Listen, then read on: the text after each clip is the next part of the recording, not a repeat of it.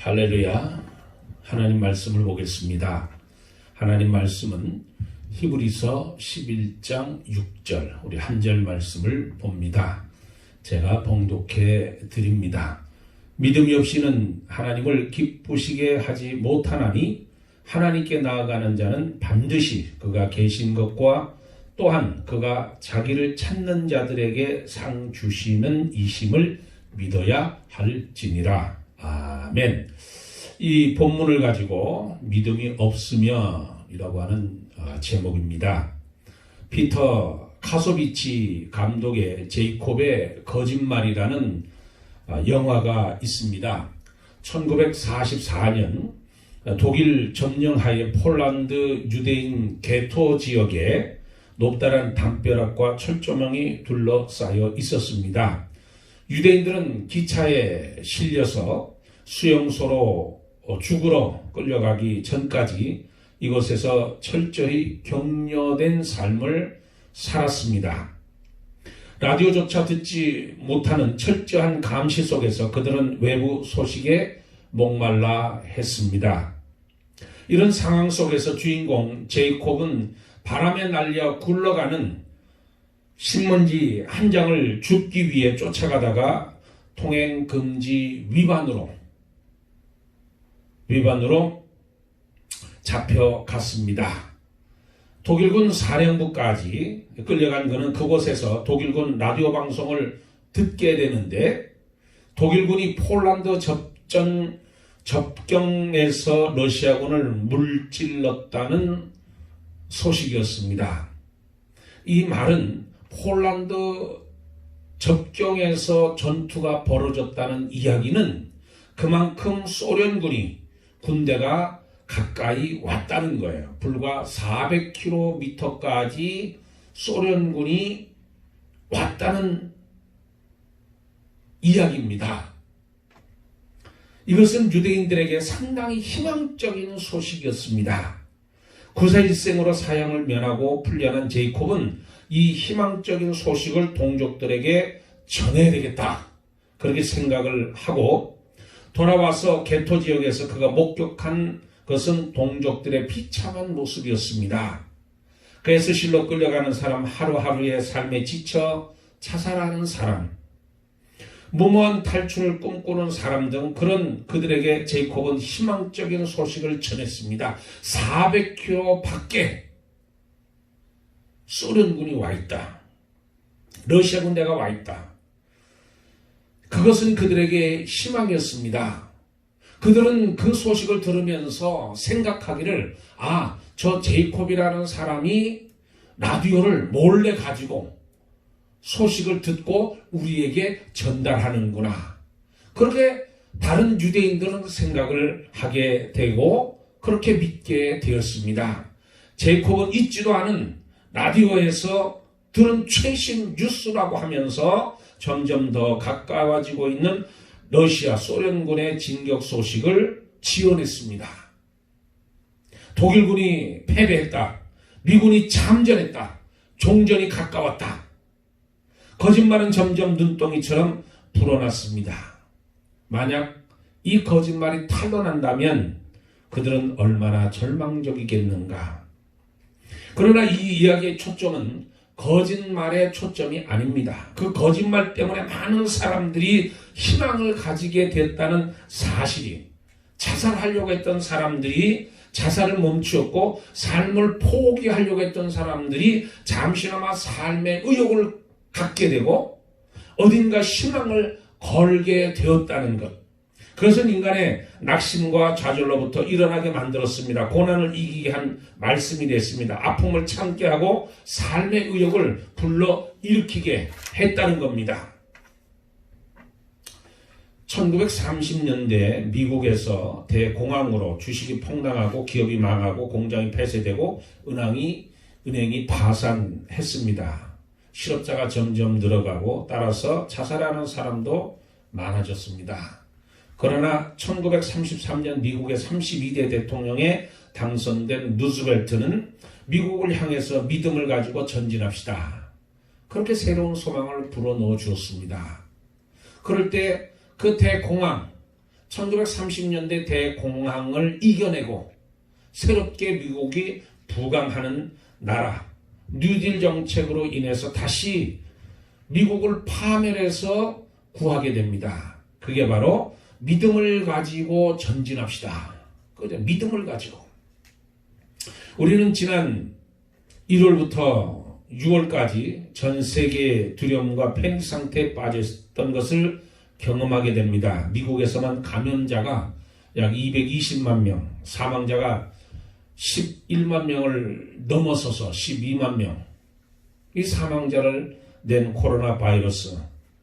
그러나 지금 새롭게 재유행한다고, 재확산한다고 지금 염려하지만 제가 생각할 때는 이 코로나 바이러스는 반드시 종식된다는 거예요.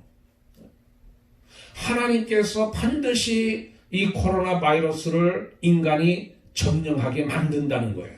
인간이 위대한 부분이 바로 그겁니다. 하나님의 형상을 닮은 인간은 할 수 있다는 거예요. 코로나 바이러스가 종식될 수 있다는 거예요. 지금은 아니지만 인간이 할 수 있다는 거예요.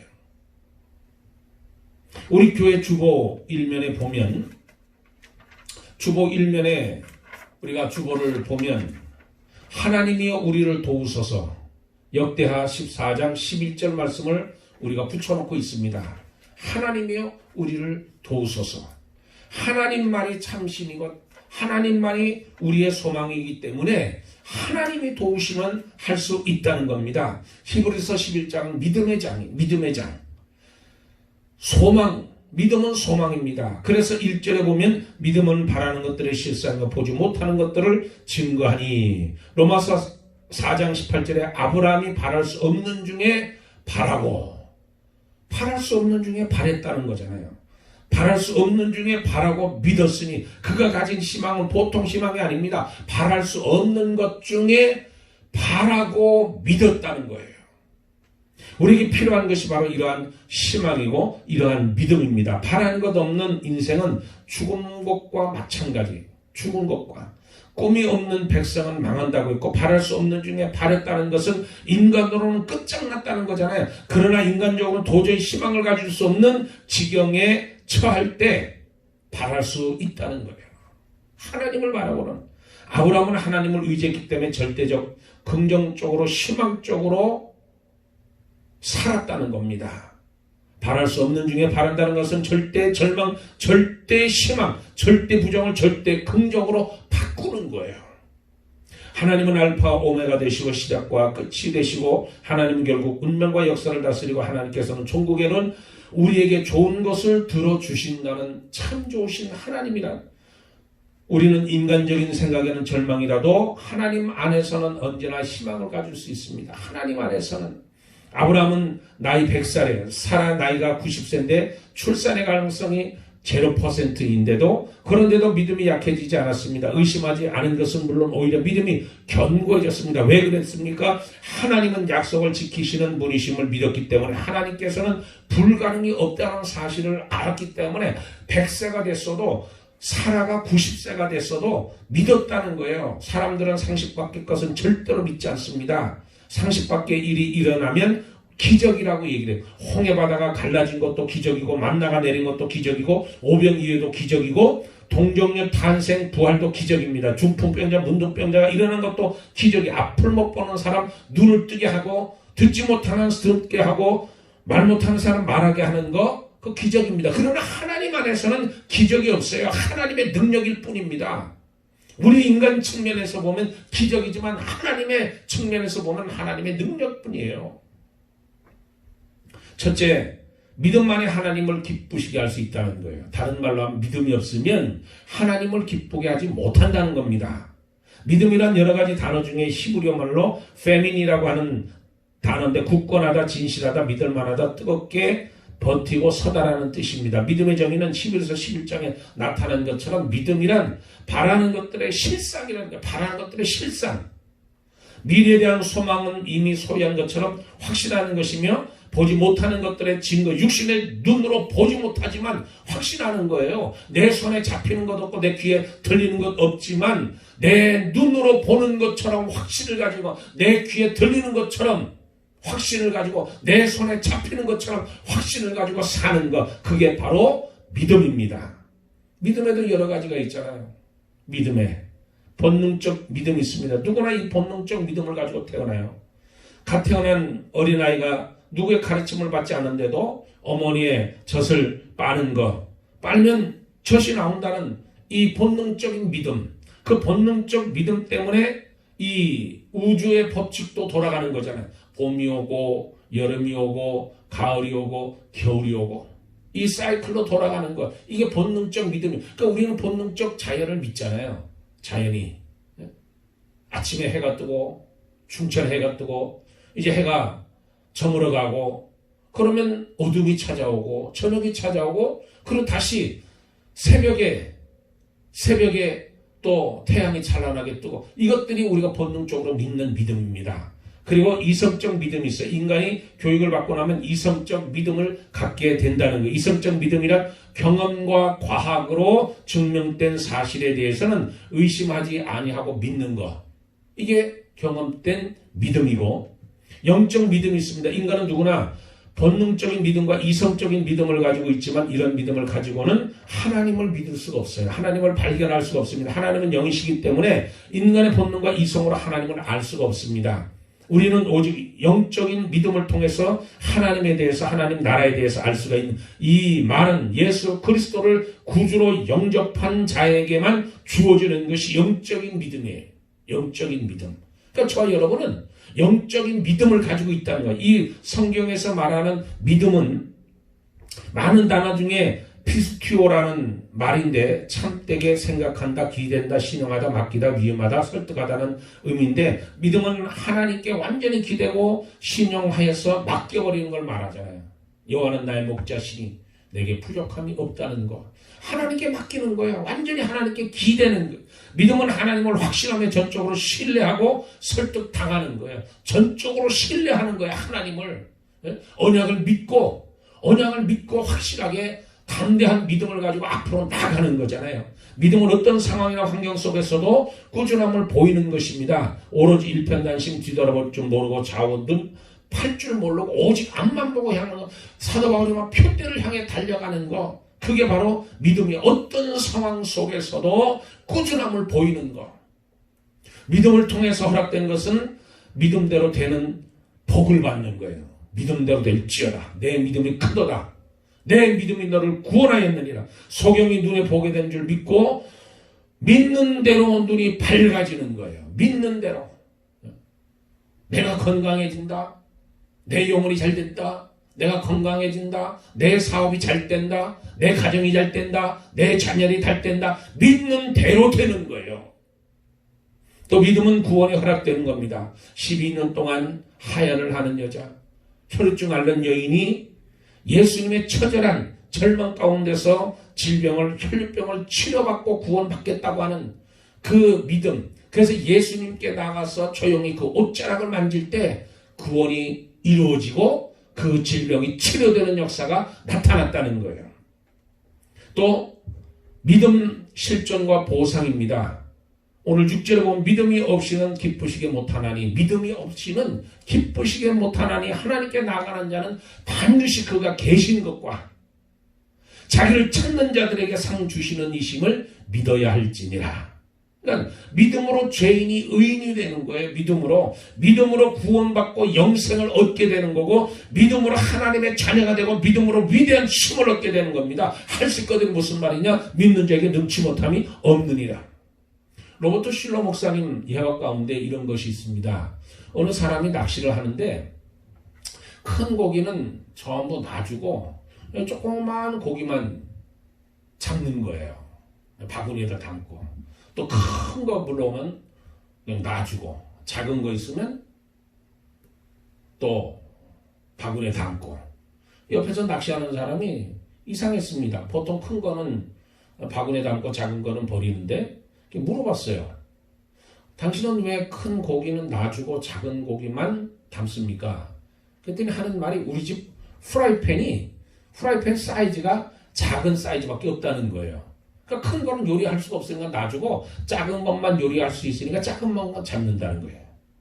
여러분, 믿음은 믿음은 위대한 힘을 얻습니다. 그 후라이팬을 큰 걸로 바꾸면 될 거 아니에요. 근데 그런 생각을 못 하는 거예요. 내가 가지고 있는 프라이팬이 작으니까 작은 고기만 담는 거예요. 내 프라이팬이 크면 큰 고기만 담을 수 있잖아요. 작은 고기도 요리할 수 있고 큰 고기도 요리할 수 있고 바로 믿음이란 이런 겁니다. 내가 어떤 믿음을 갖느냐에 따라서 달라지는 거예요. 두 번째, 믿음을 가진 자는 하나님을 제일 기쁘게 합니다. 하나님을 제일 기쁘게. 믿음이 없이는 하나님을 기쁘게 할 수 없다고 그랬잖아요. 하나님께서 사람을 보실 때 기본적으로 두 가지를 보십니다. 하나님 믿음을 보시고 하나님은 사랑을 봅니다.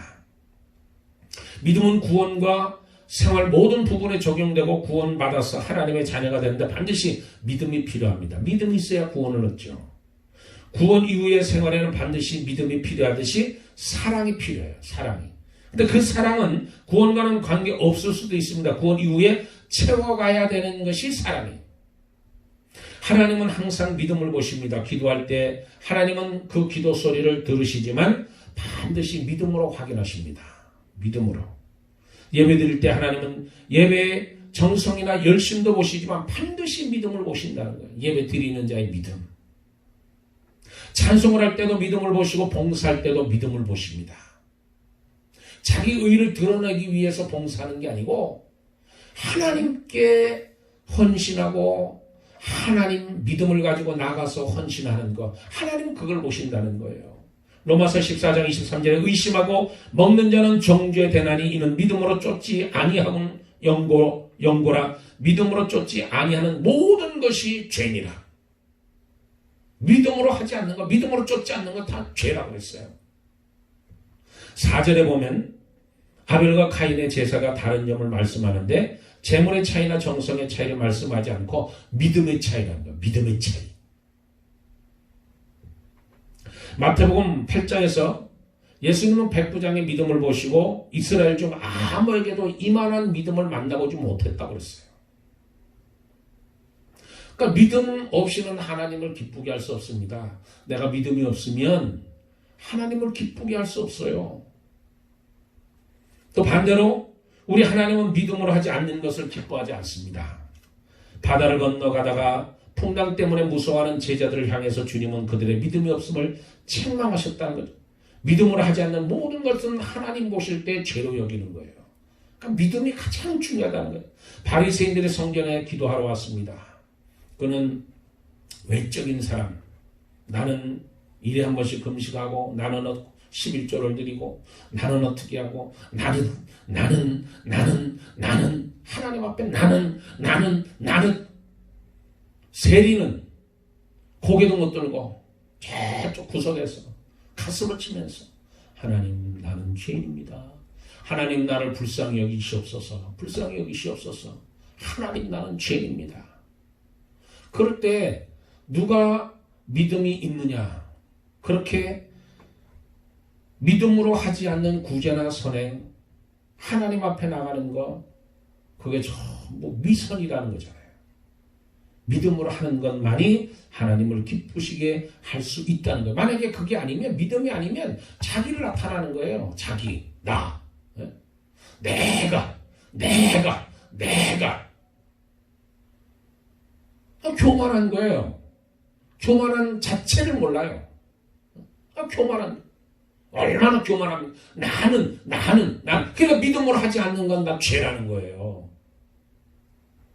나무꾼이 산속에서 짐을 하다가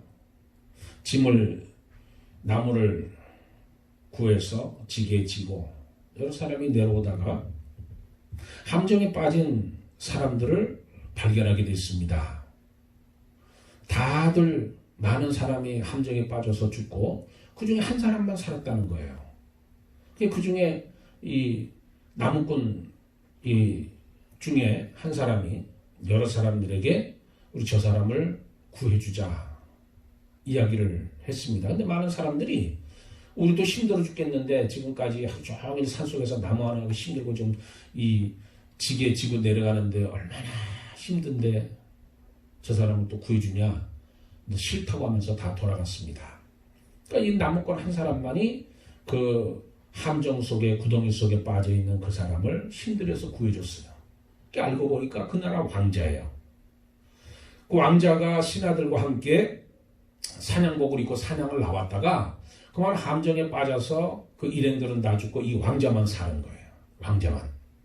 그러니까 왕자가 어떻게 했었겠어요? 왕자가 이 착한 나무꾼에게 상을 내릴 때 그때 같이 있었던 동료들은 그대로 바라만 보는 거잖아요. 바라만. 그러니까 상 받는 사람은 바로 구해 주었던 이 나무꾼 한 사람이잖아요. 그러니까 하나님을 기쁘게 하는 것, 하나님께 나아가는 자는 반드시 그가 계신 것과 그에게 상 주시는 자이심을 믿어야 할지니라. 저와 여러분은 상을 보고 일하는 건 아니지만 믿음을 가지고 일하고 수고하고 애쓰고 봉사하고 하나님께서 우리의 믿음을 보시고 우리에게 상급도 주신다는 거예요. 마지막 세 번째로 하나님을 기쁘게 하는 믿음은 그럼 무엇인가 하는 겁니다. 누구도 하나님께 나가지 않으면 하나님을 기쁘게 할 수 없습니다. 하나님께서는 우리가 하나님께 나오기를 기다리고 계셔요. 하나님께 나가기를 기다리시네요. 하나님께 나가는 자는 하나님께 나가야 우리는 죄인이기 때문에 감히 하나님께 나갈 수가 없습니다. 타락했기 때문에 성경이 노아 시대 이야기하는 것처럼 아이의 생각 자체가 악한 거예요. 생각 자체가. 인간은. 그런데 그런 인간이 어떻게 하나님 앞에 나가요? 근데 예수 그리스도, 예수님이 나를 위해서 모욕당하시고 조롱당하시고 나를 위하여 예수님이 그 치욕을 다 당해주셨어요. 침뱉음을 당하고 뺨을 얻어만지시고 채찍에 맞으시고 가시면류관을 쓰시고 손과 발에 대못이 박히시고 옆구리에 창으로 찔리시기까지 나를 위해서, 바로 죄인된 나를 위해서 예수님이 십자가에 죽어주셨다는 거잖아요. 그 예수님 때문에 내가 하나님 앞에 나갈 수 있는 담력을 얻었다는 거예요. 믿음의 사람은 이 사실을 믿어지는 거예요. 이 사실, 예수가 나를 위해서 십자가에 죽어주셨다는 거, 내가 모욕을 당하는 거, 내가 치욕을 당하는 거, 내가 짓밟힘을 당하는 거, 내가 인격적으로 다른 사람들에게 무시를 당하는 거, 그게 문제가 아니라는 거예요. 예수님이 나를 위해서 더 처참하게 예수님이 다 담당해 주셨다는 거잖아요. 그러니까 내가 그것을 믿고 예수님이 나의 구세주라고 믿는 것이 바로 믿음의 사람들이에요. 그러니까 하나님께 나아가는 거예요. 담대하게. 가장 중요한 것은 하나님 앞에 나와 예배하는 게 가장 중요합니다. 그래서 시편 95편 6절에 오라 우리가 굽혀 경배하며 우리를 지으신 여호와 앞에 무릎을 꿇자. 세 단어에 굽히자, 경배하다, 무릎을 꿇다. 그거예요. 하나님 앞에 나 자신을 낮추고 그를 존경하는 거잖아요. 무릎을 꿇고 굽히다, 경배하다, 무릎을 꿇다. 하나님을 경외하는 거, 하나님을 무서워한다는 거잖아요. 하나님을 경외한다는 말은 하나님을 무서워한다는 거예요. 또 두려워한다는 거예요. 하나님을 무서워할 줄 알아야 믿음다운 믿음을 가질 수 있습니다. 예수를 믿지 않는 사람들은 하나님 알기를 헌신적처럼 알아요. 하나님 무서운 줄 몰라요. 그러나 하나님을 제대로 아는 사람, 믿음 있는 사람들은 하나님이 두려워요. 하나님 앞에 무서워요. 감사하는 말을 많이 하는 사람은 몇 가지 특징이 있습니다. 믿음의 사람은, 감사를 많이 하는 사람은 기쁨이 넘쳐나고 마음이 편해요. 감사하는 사람은 감사할 일이 자꾸만 더 생겨요. 감사하는 사람은 성공적인 인생을 살 수 있습니다. 감사하는 사람은 존경과 칭찬을 받고, 감사하는 사람은 받은 축복을 나누는 풍성한 삶을 얻게 됩니다. 그러니까 믿음이 없이는 이런 일들을 다 못한다는 거잖아요. 믿음이 있는 자는 6절에 믿음이 없이는 하나님을 기쁘시게 못하나니 하나님께 나가는 자는 반드시 그가 계신 것과 또한 그가 자기를 찾는 자들에게 상 주시는 자이심을 믿어야 할지니라. 오늘 저와 여러분에게 주시는 하나님의 말씀입니다. 기도하겠습니다. 좋으신 아버지 하나님, 오늘 말씀을 통해서 믿음이 없이는 하나님을 기쁘게 못한다고 했습니다. 하나님, 나의 믿음은 어떤 믿음입니까? 나의 믿음은 불평과 불만, 남을 시기하고 남을 질투하고 남을 원망하는 믿음입니까? 남을 무시하는 믿음입니까? 그러나 또 나의 믿음은 어떤 믿음입니까? 하나님을 기쁘게 하는 믿음을 가지고 하나님께 나가는 그 믿음을 소유한 자입니까? 하나님 깨닫게 하셔서 오늘 믿음이 없이는 하나님을 기쁘게 못한다는 사실을 깨닫고 하나님 앞에 경배하고 찬양하는 저희가 되게 도와주시옵소서. 감사하며 예수님 이름 받들어 기도드리옵나이다. 아멘. 오늘도 말씀을 올려드렸습니다. 주어를 참조하시고 예배 드리실 때 설교 부분을 참조하시기 바랍니다. 그러면 또 새벽 기도회, 금요 기도회가 있으니까 많이 참석해 주시고 그 시간에 나오지 못하시는 분들은 우리 함께 집에서 기도해 주시면 좋겠습니다. 감사합니다. 할렐루야.